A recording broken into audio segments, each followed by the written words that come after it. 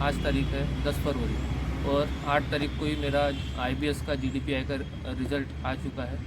और उसी के रिगार्डिंग मैं चाहता था कि एक ऐसा ब्लॉग बनाऊँ कि जिसमें सारे बच्चों को पता चले कि GDPI प्रोसेस पूरी कैसी चलती है और IB सेट से लेके GDPI प्रोसेस तक ऐसा एक एंटायर एक वीडियो मैं बनाऊंगा। बट आज हम खाली बात करेंगे कि GDPI प्रोसेस कैसी होती है। तो हम ये वीडियो 2 पार्ट में बनाएंगे। सबसे पहला पार्ट रहेगा GDPI। मैं मेरे एक्सपीरियंस सारे शेयर करने की कोशिश करता हूँ। तो पहले पार्ट की ओर चलते हैं। GDPI की प्रोसेस की तरफ बढ़ने के पहले मेरे पास कुछ प्रो टिप्स है जो मैं आपके साथ शेयर करूँगा। तो वीडियो के साथ बने रहिए लास्ट तक, लाइक शेयर और सब्सक्राइब करते रहिए। सबसे पहले मेरी IB सेट एग्ज़ाम हुई थी जो कि 4 फरवरी को थी। वो क्वालिफाई करने के बाद मुझे 28 फरवरी अलॉट हुआ था। तो IB सेट देने के बाद जो वहाँ GDPI देने के लिए जाना पड़ता है तो वो हैदराबाद कैंपस में ही जाना पड़ता है। तो मुझे जो तारीख मिली थी 28 फरवरी थी। तो वहाँ पे जाने के बाद सबसे पहले बहुत सारे बच्चों ने हॉट रेस वगैरह किया था। तो वो सारा एक्सपीरियंस आप बचाइए। जो दिन रहेगा आपका, जो भी तारीख रहेगी उसके पहले दिन ही आप कोशिश कीजिए कि आप पहुँच पाए। इसमें आपका एक्सपीरियंस भी बचेगा।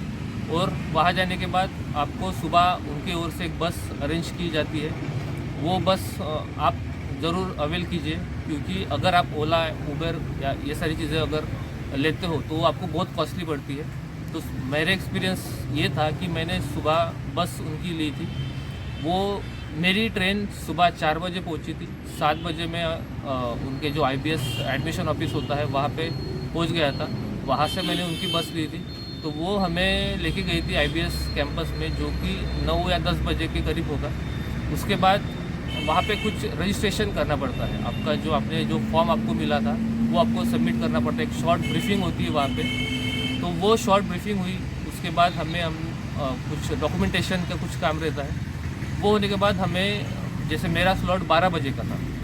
एक सुबह 9 से 12 का स्लॉट होता है, फिर 12 से 3 का स्लॉट होता है और शायद 3 से 5 का भी एक स्लॉट होता है। तो आप जितना जल्दी आएंगे आपको उतना जल्दी वो स्पॉट मिलेगा। और जैसे मुझे 12 का स्लॉट मिला था तो आगे मैं कुछ फ़ोटो इसमें ऐड करूँगा कि जिसमें आपको बच्चे दिखेंगे कि इतने सारे बच्चे आए थे। तो जैसे ये 23 मार्च से लेके 4 फरवरी तक ये एंटायर प्रोसेस चली थी। तो नियर अबाउट 600 to 700 स्टूडेंट रोज़ आते थे GDPI प्रोसेस के लिए। तो जैसे मैंने कहा कि वहाँ पे रोज़ 600 to 700 स्टूडेंट रोज़ आते थे। तो मैं ये नहीं कहता हूँ कि IBS बहुत अच्छा कॉलेज है, बट IBS की ब्रांड वैल्यू बहुत अच्छी है। बच्चे इसको डिमांड करते हैं, तो इसको आप ज़रूर कंसीडर कीजिए। आप अगर MBA की जर्नी के बारे में सोच रहे हैं, आपको MBA करना है, PGPM करना है, तो ज़रूर आप इसके बारे में सोचिए। और अभी मैं अपना GDPI, जो मेरा एक्चुअल GDPI हुआ था, उसका टॉपिक, उसका जो भी एंटायर प्रोसेस जो चली थी GD की, तो वो शेयर करता हूँ। जैसे मैंने कहा था कि मुझे 12 का स्लॉट मिला था। तो 12 के स्लॉट में जाने से पहले सारे बच्चों को IBS में एक सेमिनार हॉल या कैसा कुछ तो भी एक बड़ा हॉल होता है, वहाँ पे गैदर करते हैं। और वहाँ पे भी एक शॉर्ट ब्रीफिंग होती है, जहाँ पे उनके कुछ एलुमिनी आते हैं और जो भी कॉलेज स्टाफ होता है वो आपको शॉर्ट में ब्रीफ करते हैं। मुझे IBS के बारे में ये अच्छा लगा कि उन्होंने उनके ब्रीफिंग में कहा था कि वो इंट्रोवर्ट भी बच्चे चाहते हैं, एक्सट्रोवर्ट भी बच्चे चाहते हैं। तो आप ऐसा ना सोचिए कि मैं इंट्रोवर्ट हूँ, मैं बोल नहीं सकता या मेरा कम्युनिकेशन कम है तो मैं वहाँ पे नहीं जा सकता। कॉलेज को दोनों टाइप के बच्चे चाहिए, इंट्रोवर्ट भी चाहिए, एक्सट्रोवर्ट भी चाहिए।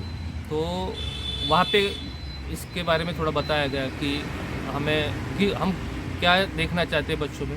तो वो चीज़ हुई। उसके बाद कुछ रूम्स अलॉट किए गए, कुछ 10-10 के ग्रुप बनाए गए बच्चों के। तो उसमें मेरा C14 या C15 ऐसा एक स्लॉट, एक ग्रुप था जिसमें मैं था। लकीली वहाँ जो मेरा स्लॉट था उसमें 10 बच्चे नहीं आए थे, शायद 8 या 9 बच्चे आए थे। तो मेरा थोड़ा कंपटीशन कम हो गया था। लेकिन जैसे फिर मैं अपना स्लॉट में गया तो मुझे एक GD टॉपिक दिया गया। तो GD टॉपिक ऐसा दिया जाता है कि जो एब्स्ट्रैक्ट रहे, जिसमें बच्चे बोल सके। ऐसा कोई एक सब्जेक्ट रिलेटेड नहीं रहता हो। ऐसा रहता है कि एक तो MBA में सारे बच्चे आते हैं, कॉमर्स वाले भी आते हैं, आर्ट्स वाले भी आते हैं, साइंस वाले भी आते हैं। तो टॉपिक ऐसा दिया जाता है कि जिसमें सारे लोग बोल सके। लेकिन मेरे टाइम पे ऐसा हुआ था कि मुझे ये GD टॉपिक दिया गया था। मुझे जो टॉपिक मिला था वो यहाँ पे फ्लैश हो जाएगा। तो मेरा टॉपिक था जीडी में, मुझे जो टॉपिक मिला था वो था कि इस Patanjali is a long term competitor और शॉर्ट टर्म बबल।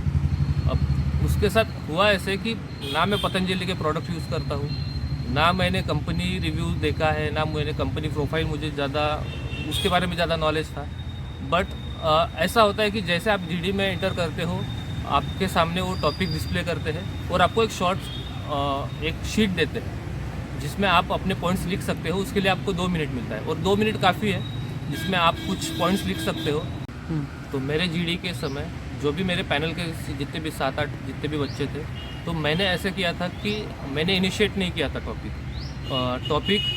जैसे एक लड़की थी, वो काफ़ी अच्छी, उसको काफ़ी नॉलेज था, शायद वो साइंस बैकग्राउंड की ओर से थी, तो वो केमिकल के साथ बताती थी कि पतंजलि के प्रोडक्ट में ये केमिकल होता है, तो इसके कारण ये शॉर्ट टर्म बबल है, उसमें वो केमिकल होता है। और ना मुझे कुछ नॉलेज था, लेकिन फिर मैंने ऐसे किया कि मैं इंडियन इकोनॉमी पे खेलता गया कि इंडियन इकोनॉमी के लिए ऐसे बिज़नेस वोकल फॉर लोकल होना ज़रूरी है, या ऐसे बिज़नेस सस्टेन होना ज़रूरी है। तो आप भी ऐसा करो कि अगर आपको नॉलेज नहीं है या कुछ आप इस पे ज़्यादा बात नहीं कर सकते, तो बाकी पैनल जो भी मेंबर्स रहेंगे, पैनल मेंबर्स रहेंगे, आप उनका सुनो, कुछ अपने पॉइंट्स बनाओ, और बीच बीच में आप अगर ज़्यादा बात नहीं कर सकते, एक सेंटेंस, फिर थोड़ा लोगों को बात करने दो, फिर 1-2 सेंटेंस बोल दो। तो ऐसा करके आपको अच्छे मार्क्स भी आएंगे और बहुत नॉलेज लेके जाओ, ऐसा मैं रिकमेंड नहीं करूँगा। बच्चों को सुनो और अपना कुछ ऐड करो। तो ये मेरा पूरा प्रोसेस चल रहा था लगभग 5 या 10 मिनट। लेकिन इसमें मैंने एक अच्छा मेरा ट्रिक मैंने ऐसा यूज़ किया कि एक तो मुझे नॉलेज नहीं था, लेकिन कंक्लूड मैंने किया कि जहाँ जो डिस्कशन चल रहा था, तो लास्ट में मैंने सबका सुन लिया। बीच बीच में मैं 1-2 सेंटेंस बोलता था और लास्ट में मैंने फिर I want to conclude on this करके इंडियन इकोनॉमी पे ही खेलता रहा कि इंडियन इकोनॉमी के लिए ऐसे बिजनेस सस्टेन होने चाहिए, उनका बेटरमेंट, इकोनॉमी का बेटरमेंट के लिए ये सारी चीज़ें ज़रूरी है। तो ऐसे करके मैंने कंक्लूड कर दिया, और इनिशिएट करने के कुछ ब्राउनी पॉइंट्स मिलते हैं और कंक्लूड करने के कुछ पॉइंट्स मिलते हैं। तो आप ऐसा कीजिए, अगर आपके पास अगर नॉलेज नहीं है, अगर मिलता है, और IBS में काफ़ी अच्छे टॉपिक्स मिलते हैं। जैसे मेरे पिछले वाले बैच को काफ़ी अच्छे टॉपिक मिलते थे, online education, offline education, which is better. उसके बाद मिला था उनको कि सोशल मीडिया यूज़ करना चाहिए, नहीं करना चाहिए, उसके फ़ायदे क्या है, नुकसान क्या है। तो एब्स्ट्रैक्ट ही सब्जेक्ट मिलता है। तो जीडी के बारे में आप एकदम निश्चिंत रहिए। बहुत लोग बहुत सारे जीडी मॉक्स देते हैं, अगर आप दे सकते हैं तो काफ़ी अच्छी बात है। अगर ना भी दे सकते हो तो आप टाइम पे आइए, कुछ ना कुछ आपको बोलने के लिए मिल ही जाएगा। ईजी टॉपिक रहता है। तो ये सारी एंटायर मेरी प्रोसेस चली 10 या 15 मिनट तक। उसके बाद हमें एक शॉर्ट ब्रेक मिला, और अभी हम चलते हैं मेरा PI एक्सपीरियंस की ओर। तो अभी हम डिस्कस करेंगे कि मेरा PI एक्सपीरियंस कैसा था। PI बहुत बड़ा नहीं होता, वो बहुत छोटा भी नहीं होता। ये 10 या 15 मिनट तक चल सकता है। अगर उनको बहुत ही आपकी बातें अच्छी लग रही है तो वो शायद एक्सटेंड कर सके। जैसे मुझे मेरे PI में पूछा गया था कि tell me about yourself. उसमें मैंने अपने कुछ पास्ट में जॉब एक्सपीरियंस था, तो उसके बारे में उनको बताया था। तो दूसरा सवाल उनका उस पर था कि आपकी जॉब रिस्पॉन्सिबिलिटी उसमें क्या थी, आप क्या काम करते थे, क्या कंपनी का नाम था। ये सारी चीज़ें वहाँ पे डिस्कस की गई थी। उसके बाद उन्होंने मुझे पूछा था कि जैसे सीक्वेंस वाइज तो मुझे याद नहीं, बट जो मुझे याद है, सीक्वेंस शायद इधर उधर हो सकता है, बट ये सारे क्वेश्चन मुझे पूछा गए थे। जैसे इंट्रो हो गया, जॉब रिस्पॉन्सिबिलिटी के बारे में हो गया। उसके बाद उन्होंने मुझे पूछा था कि महाराष्ट्र में आपको क्या पसंद है, क्या नहीं पसंद। तो उसमें मैंने बताया था कि मुझे यहाँ का कल्चर पसंद है, फूड पसंद है, ट्रेडिशन, काफ़ी रिच ट्रेडिशन है महाराष्ट्र का।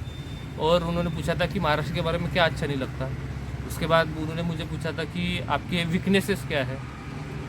उसके बाद मुझे उन्होंने पूछा था कि आपको क्या लगता है कि आपका ये लाइफ का ख़राब क्षण था, या जो भी क्या बोल सकते हैं उसको, कि आपका ये बेकार समय था, आपका बैड डिसीजन था।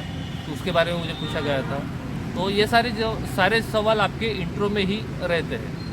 आपका कैसे इंट्रो बताते हो, और ज़्यादा जनरल नॉलेज के क्वेश्चन वहाँ पे पूछे नहीं जाते, बस देखा जाता है कि आप कैसे बात करते हो। तो मेरा ये सारा PI काफ़ी अच्छा गया था। मेरा PI 7 या 8 मिनट तक चला होगा। उसके बाद बहुत बच्चों का काफ़ी अच्छा भी चला, बहुत लोगों का काफ़ी कम भी चला। तो PI काफ़ी इजी होता है IBS का। उसमें बस देखा जाता है कि आपकी कम्युनिकेशन कैसा है।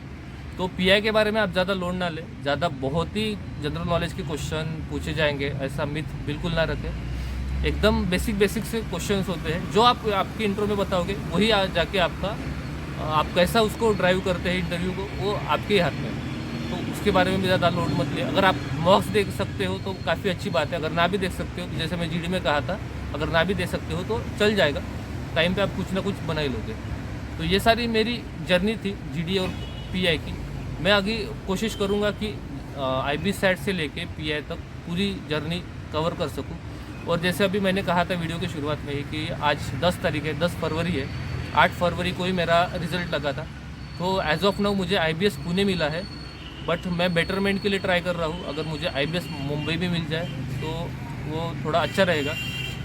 और आगे की वीडियो में मैं कोशिश करूँगा कि जो भी जहाँ पे भी मैं PGPM करूँ या MBA करूँ तो पूरी जर्नी आपको बता सकूँ, क्योंकि ये सारी चीज़ें, ये सारी वीडियो बनाने के पीछे एक ही मेरा मोटो है कि हमारे रीजन के बच्चे आगे नहीं आ पाते या सोचते हैं कि प्राइवेट यूनिवर्सिटी में काफ़ी खर्चा होता है। खर्चा तो होता है, बट उसी के साथ आपको एजुकेशन लोन भी मिल सकता है, मिलता ही है।